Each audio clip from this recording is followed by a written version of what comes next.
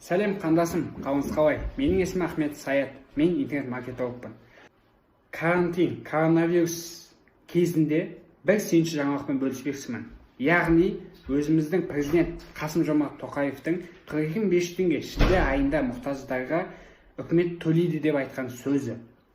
Қасым-Жомарт Тоқаев президент мырзаның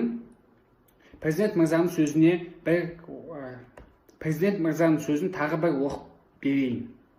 Қасым-Жомарт Тоқаев президент мырза былайша айтқанда өзінің парақшасында қазіргі жағдайдың реттеле бастағанының алғашқы нышандары байқалады. Ахуалды толық тұрақтандыру үшін алдыңғы 2 аптаның маңызы өте зор. Мұқтаж жандарға үкімет шілде айына 42.500 теңге төлейді дейді.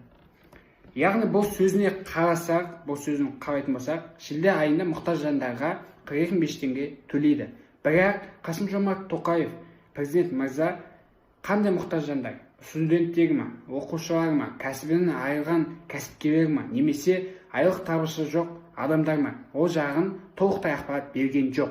Бірақ мен сіздер үшін осы ақпаратты іздеудемін. Егер маған бірінші мен табатын болсам, сол ақпаратты, мен осы видеоны осы YouTube каналға соны қалай алу керек, қалай заявка беру керек, Егофтан ба, Телеграмнан ба, немесе 42.500 еңбек.ка кредит сайтынан ба. Ол жайлы толық ақпаратты білетін болсам, мен сіздерге айтатын боламын. Сондықтан да мен сізге айтатыным, дәл қазір менің төмендегі подписация батырмасын басып, менің каналыма тіркеліп алыңыз. Және өзіңіздің таныстарыңызға осы сүйінші жаңалықты жеткізіңіз.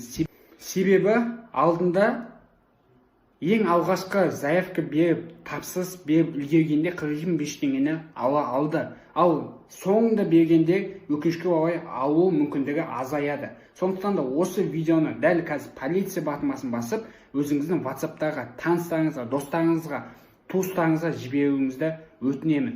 Осы видеоны көп адам есту үшін, көп адам көру үшін өтініш. Видеоны көп адам көруіне көмектесіңіз. Сізбен болған мен Саят Ахмет, менімен болғаныңызға рахмет. Келесі кездескенше міндетті түрде 42.500 теңге жайлы видеоларды салатын боламын. Каналға тіркелуді ұмытпаңыз. Жақсы.